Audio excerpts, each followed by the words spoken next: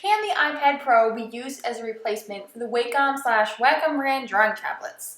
That's the question that artists are asking, and I'm not here to tell you which device is better or which one you should buy.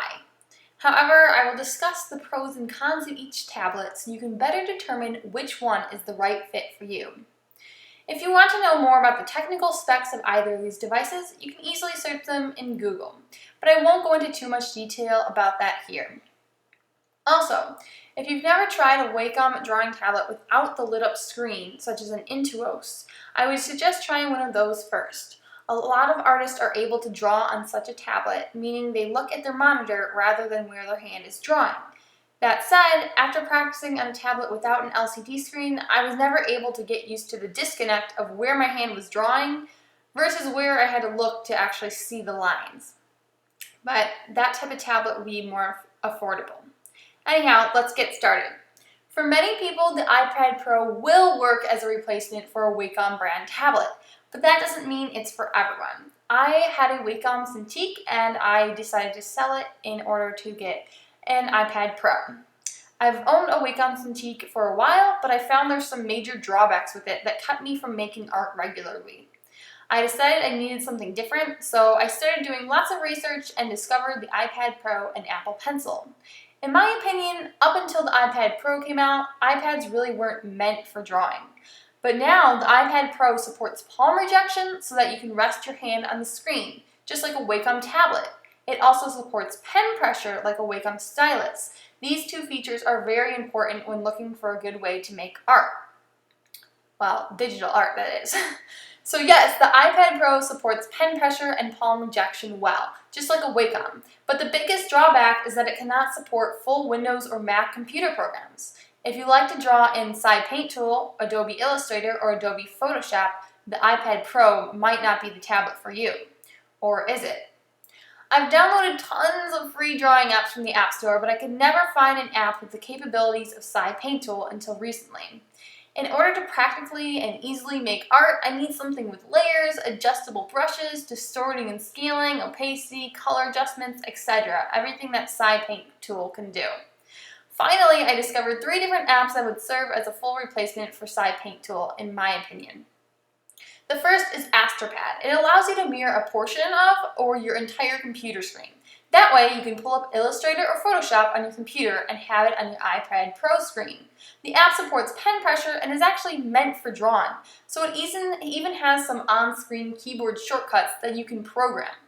However, Astro Pad is only meant for Mac, and your iPad must be connected via Wi-Fi or cable to your computer in order to use this app.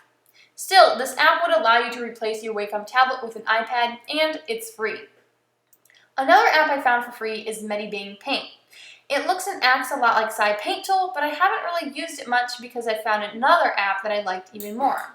That app is called Procreate. Although it has an initial price of $5.99, it's much cheaper than Paint Tool and has all the same features. The best part about Procreate, though, is that the tool palettes stay hidden while you're drawing, thus giving you a much larger area to draw in. Procreate supports pen pressure and palm rejection really well. Without this app, I honestly would not have considered buying the iPad Pro. Now, let's compare the iPad Pro to the Wacom Cintiq 13 HD, as I've owned both of these devices. Both have positives and negatives, but the positives are listed in red. As I mentioned earlier, the iPad Pro can only run apps and not full software like a Wacom Cintiq could. So on your Wacom Cintiq, you could use Paint Tool or Photoshop, but with the iPad Pro, you would have to use an app like Astro Pad, Procreate, or Medibang Paint.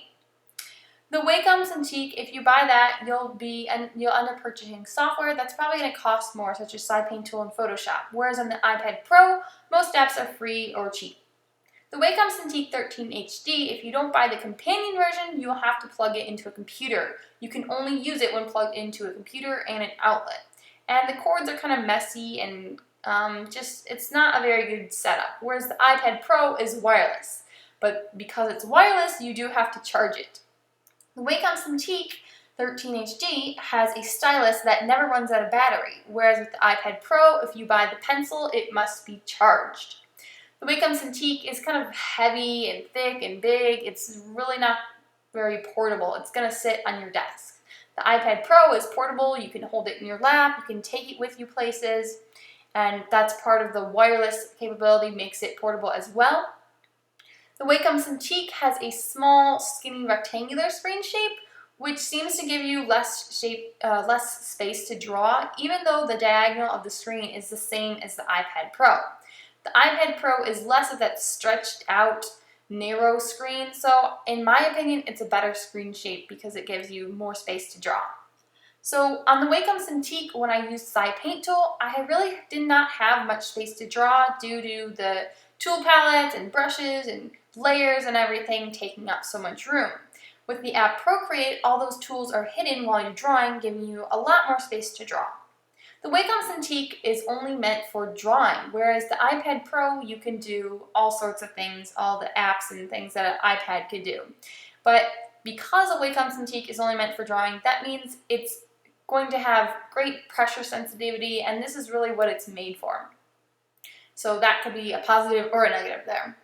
The Wacom Cintiq you'll probably use with a mouse, keyboard, and stylus. If you like using keyboard shortcuts or you're used to doing that, then you wouldn't be able to do that really with an iPad Pro. With the iPad Pro, you'll be using touch with your fingers and a stylus. With the Wacom Cintiq, the stylus has an eraser on the back. It comes with a pen holder and a pen case.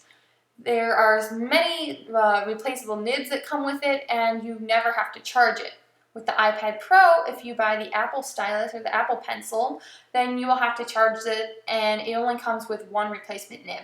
Although I can see that the nib is going to last a long time, it doesn't really seem like it's going to wear out, so I'm not sure if that's really an issue at all. With the Wacom Cintiq, you'd have to purchase a screen recorder if you want to record your drawings, and the same thing would be true with the iPad Pro unless you purchase the app called Procreate, which comes with a built-in screen recorder which will record a sped-up version of your drawings automatically, and all you have to do is save them. So that's a nice feature of that app.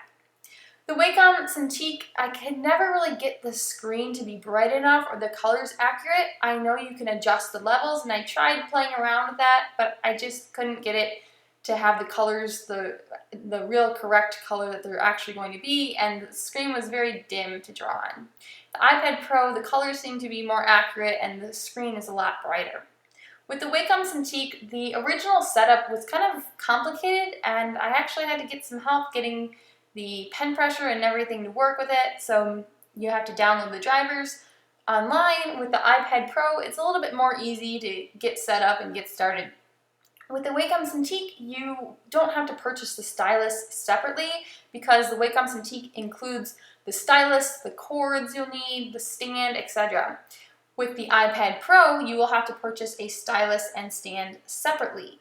But although you have to purchase those things separately, you're not just buying a drawing tablet, you're buying an iPad that can do more than just be used for making drawings.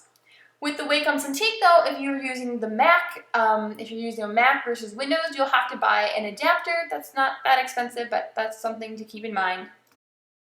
The iPad Pro you're not really using with a Windows versus Mac computer at all, so you don't need to buy any kind of adapter for that. So as you can see, both of these tablets have a lot of positives and negatives. And like I said earlier, it's not really about which one's better, but which one better fits your digital drawing needs. Both of these devices are fully capable of making great digital art, but in my case, after using the Wacom Cintiq 13HD for a while, I decided that the iPad was better, the iPad Pro, due to these pros and cons that I've listed. Thank you for watching this video. I hope you enjoyed. Don't forget to subscribe to my channel for more videos like this and leave a comment. Click the link on screen to see my review of the Procreate drawing app for iPad.